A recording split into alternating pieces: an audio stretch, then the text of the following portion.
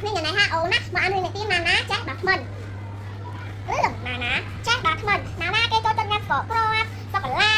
ក្រែមនំប៉័ងផ្អែមហើយម៉ាក់ណាណាឲ្យដល់ថ្មណាណាណាចូលដល់ថ្មហើយណាណាដល់តាមផ្លែណាណាឈប់ដល់ថ្មហើយណាណារត់ចូលគេហើយម៉ាក់ណាណាអានរឿងនេះទីឲ្យស្ដាប់កពើឈឺថ្មហើយកពើឈឺថ្មហ្នឹងណាឲ្យសាប់ឲ្យទូដល់ថ្មឲ្យពើ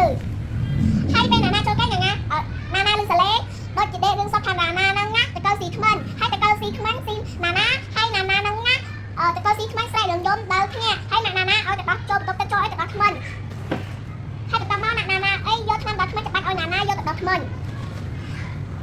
ហើយគេប្រាប់ម៉ាក់ថាម៉ាក់ថ្មដល់ថ្មហើយម៉ាក់គេប្រាប់ថាបើអត់ថ្មដល់ថ្មហើយចាំអត់ប៉ាប៉ាតិន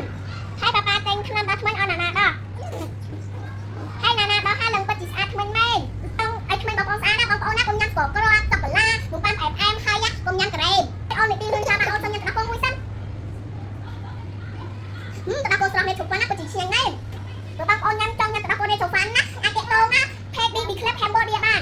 ទឹកដោះគោស្រស់ណានេះជុំប៉ុណ្ណាពិតជាឆ្ងាញ់មែន